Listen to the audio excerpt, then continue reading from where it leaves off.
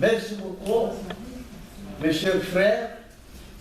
Notre élite, c'est votre élite. Merci beaucoup. Et merci pour le message aussi. Voilà.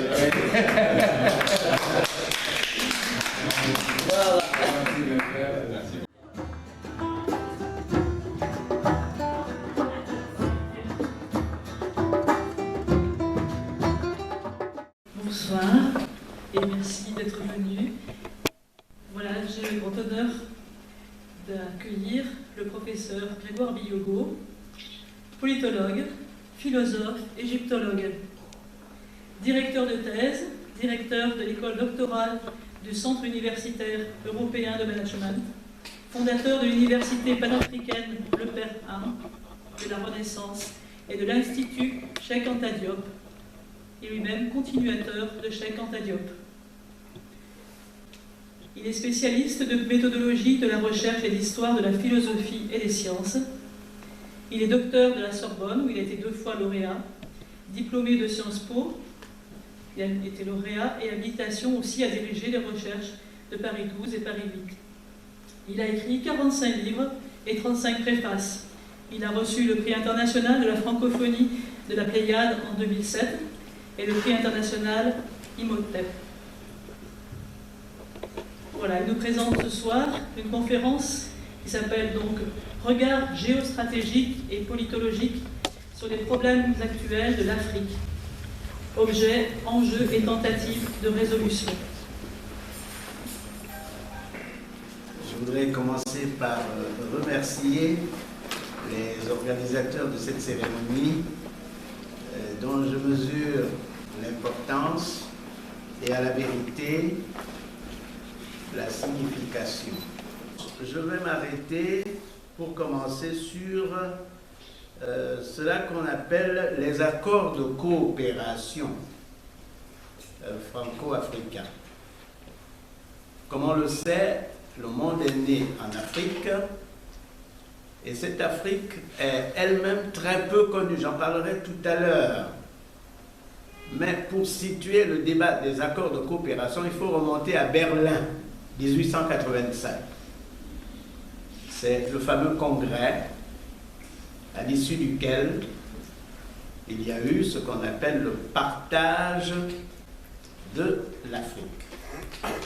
Ce schéma général du partage des zones est ce schéma qui continue à la vérité de fonctionner aujourd'hui encore. Que dit ce congrès? Le congrès dit qu'il y a désormais des zones d'influence et la puissance, les puissances émergentes de l'époque vont donc opérer le découpage et donc ne pas tenir compte nécessairement de la structuration initiale de ces peuples, mais en donnant des découpages. Et donc, ce congrès va intégrer ce qu'on appelle la négation des tracés, les tracés originaires, et va retracer en fonction des intérêts stratégiques et économiques. L'Afrique est donc ainsi répartie selon les grands principes de ce qu'on appelle les cartes géologiques. Ça veut dire qu'il y avait des richesses minières et on a redécoupé, non pas en fonction des cultures, des us, mais en fonction des intérêts de toutes ces grandes puissances qui allaient pénétrer le continent africain et s'y installer en fonction de ce découpage que je viens d'indiquer. Tout commence donc en 1885, lorsque ce congrès de Berlin a lieu. Ensuite, il y a l'éveil nationaliste de ces peuples-là, qui étaient des colonies, et qui vont commencer à revendiquer l'indépendance. Et il y a donc ce qu'on appelle les luttes de libération nationale. Et pour les luttes de libération nationale, tous les différents peuples entrent dans cette perspective.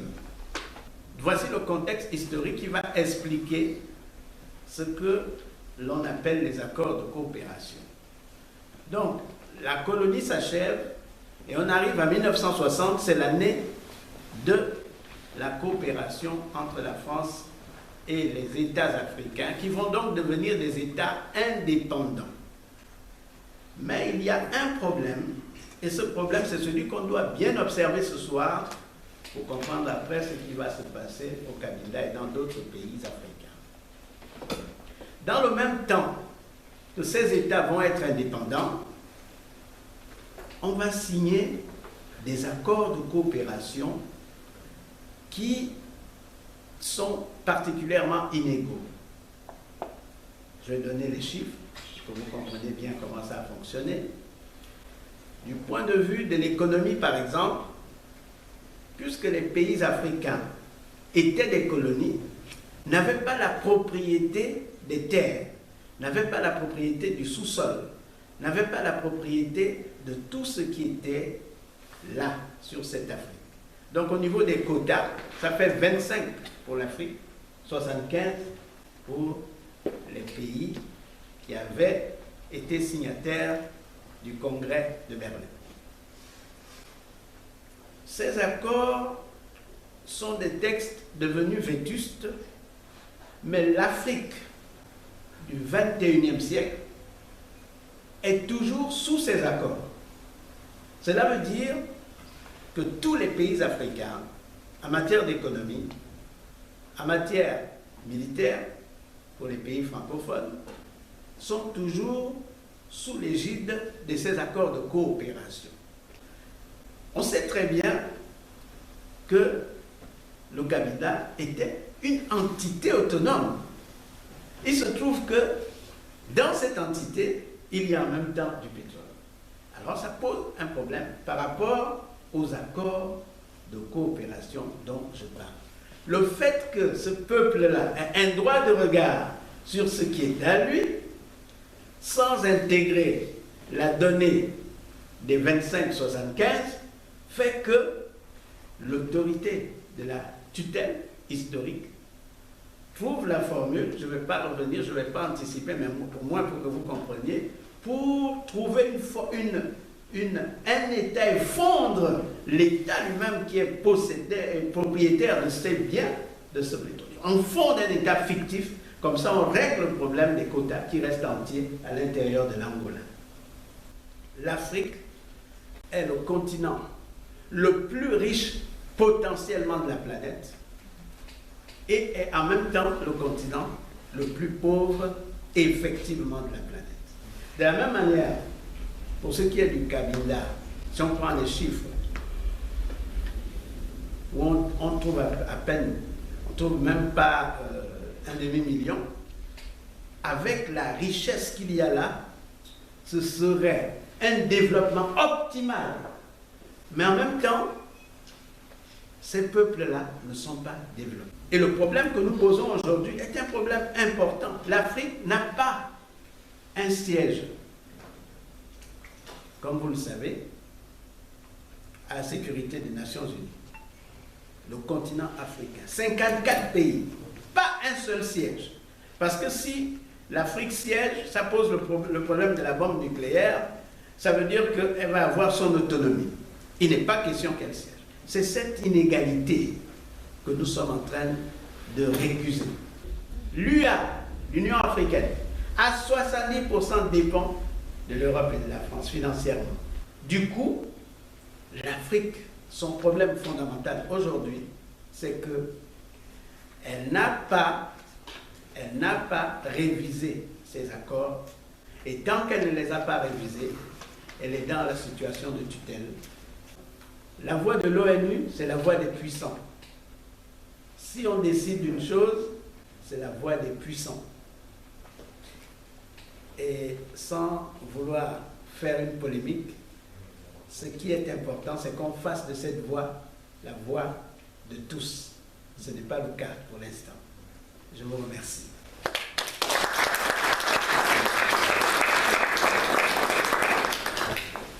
Moi, je vais parler comme victime. Alors, en résumé, les accords de coopération. À la base, le Kabila est victime dans ces accords de coopération. Le Cabinda, c'est l'ancien Congo portugais. Je vais répéter ça en résumé. Il y avait 3 Congos. Il y avait en principe le Congo belge, qui était colonisé par nos amis belges, qui est la République démocratique du Congo actuellement, RDC. Il y avait le Congo français, qui est actuelle République du Congo-Brazzaville, gouvernée par M. Sassou Nguesso. Et il y avait le Congo portugais, qui était le Cabinda. Pendant le partage de l'Afrique, tout le monde s'agitait, tenant compte des enjeux économiques, parce que le Cabinda est riche. Alors il y avait une grande convoitise. D'un côté la Belgique, d'un côté le Portugal, la France et l'Allemagne. Alors tout le monde disait, mais qui va rester avec ces morceaux de terre? Et c'est comme ça que toujours, comme disait mon prédécesseur, dans le cadre des accords de coopération, eh bien le Portugal dit, écoute, moi je suis là. Mais la France pose la question dans la conférence de Berlin. Mais vous êtes là comment? Nous sommes ici pour équilibrer le partage de l'Afrique. Mais comment vous nous dites que personne ne peut parler du Cabinda? Eh bien, c'est comme ça que le Portugal va brandir le traité de Simulambuku signé entre le prince et le principauté du Cabinda avec le Portugal. Ce qui a fait que dans la conférence de Berlin, aucune puissance européenne pouvait se mettre debout pour parler du Cabinda. Et la France avait appuyé cette thèse d'accepter que le Portugal revendique le Cabinda comme une identité appartenant au Portugal. Et toutes les puissances présentes à la conférence de Berlin ont cessé de parler du Cabinda. Ils ont accepté immédiatement que le Cabinda soit protectorat portugais. Et c'est comme ça que le Cabinda reste comme protectorat portugais. Alors, mais pendant la guerre, et je disais hier que pendant qu'il y a cette discussion sur le Cabinda, l'Angola a été déjà une colonie portugaise depuis 1482. Voyez-vous la différence? Sur le Cabinda est protectorat en 1885, que l'Angola est une colonie depuis 1482, c'est 400 années de différence. 5 siècles. Alors, comment allons-nous dire que le Cabinda, c'est une partie intégrante de l'Angola? Non. Géographiquement parlant, l'Angola se situe au niveau de l'Afrique, en Afrique australe. Le Cabinda est en Afrique centrale. Il n'y a aucune frontière commune entre l'Angola et le Cabinda. Mais par ce que mon prédécesseur disait, les accords de coopération, eh bien, il va y avoir une guerre entre l'Angola et le Portugal. Alors cette guerre va terminer avec la victoire de Michel Neto, président de l'Angola, le premier président de l'Angola. Alors il y a panique, le Portugal devrait quitter l'Angola, mais comment quitter? Alors, il y a le Portugal qui devrait sortir, mais comme ils étaient paniqués, il dit, qu'est-ce qu'il faut faire? Alors, ils vont convoquer ce qu'on appelle aujourd'hui les accords d'Alvor. Et pendant ces accords d'Alvor, il va y avoir, parce que le FLEG existait, le cabinet se battait pour la libération des terres, mais le Portugal, qui voulait prendre une partie de ses intérêts perdus en Angola, eh bien, il convoque les 3 mouvements de libération, le FNLA, l'UMPLA et l'UNITA à Alvor. Sauf le cabinet.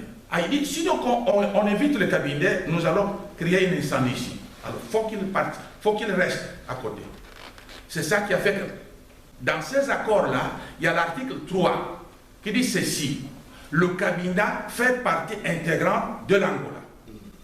Si l'Angola, ou si le cabinet avant, était le territoire angolais, pourquoi y avoir un article Pourquoi faire figurer dans ces accords d'Alvor un article en disant que le Cabinda fait partie intégrante de l'Angola? L'injustice. Eh bien, le Cabinda n'était pas présent dans cette conférence. Eh bien, voici que le Cabinda est parti. Le Portugal dit aux Angolais, écoute, nous ne voulons pas tout perdre. Si nous avons perdu en Angola, eh bien, au Cabinda, on peut récupérer notre argent. C'est comme ça que le Cabinda va rester intégré dans l'Angola. Alors, l'Angola, avec le Portugal, ils envoient environ 70 000 hommes au Cabinda pour envahir le territoire et s'installer. Et voici comment le Cabinda, jusqu'aujourd'hui, reste comme colonie angolaise. Non, nous voulons en ce moment ici former une nouvelle classe de dirigeants en Afrique. Nous ne voulons plus continuer à être toujours victimes, et nous appelons la responsabilité de la France. Parce que dans la conférence de Berlin, les décisions, la voix de la France pesait. Merci beaucoup.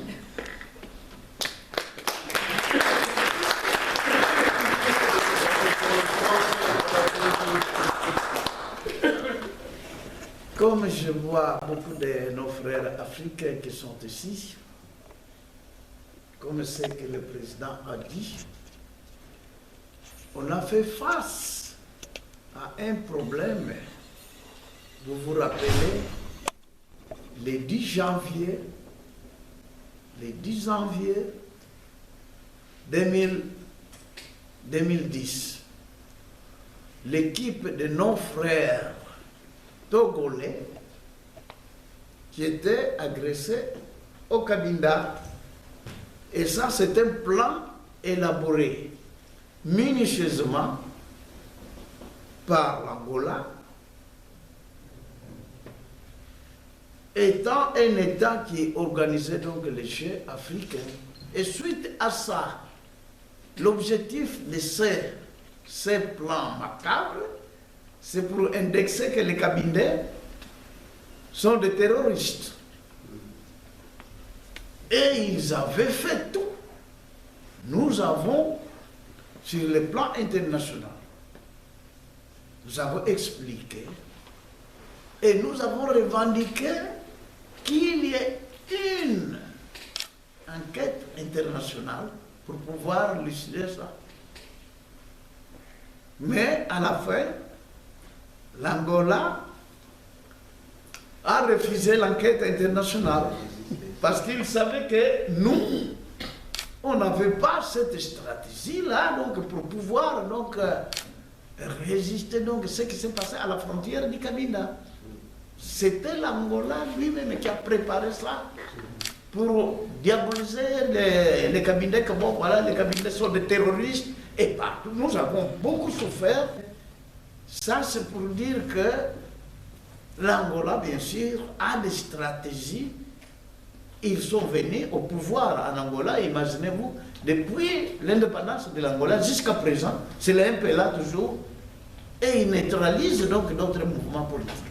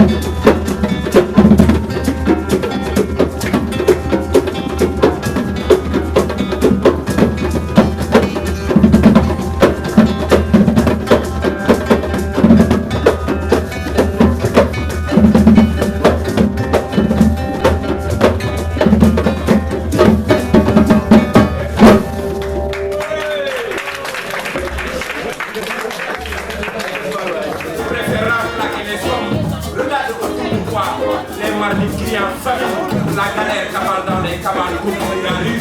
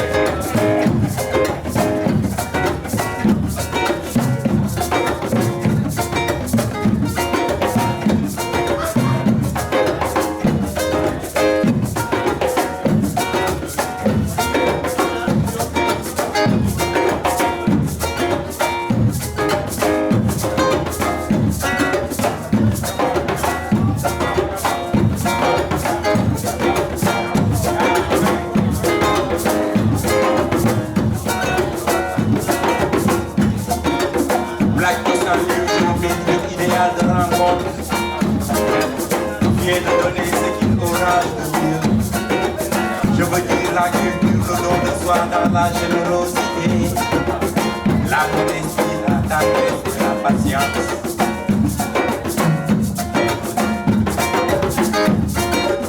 Black Josan teuna day, il fatal nen rosar. Kesan akan diterima bayol, madok betul semeda.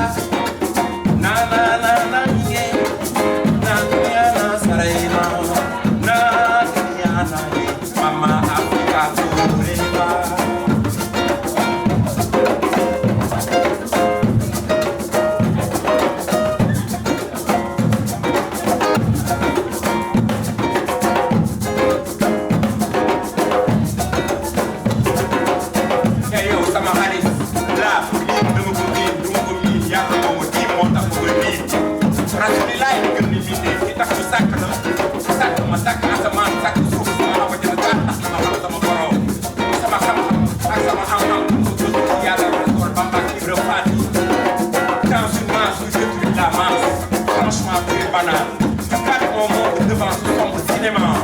La vie est pauvre, tu passes ton temps à danser, préférant claquer les sommes. Regarde ce pouvoir.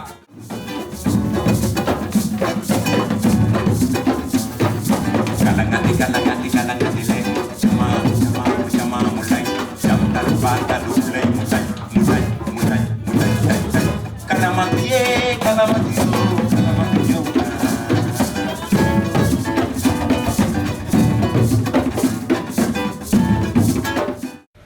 Encore une fois, nous remercions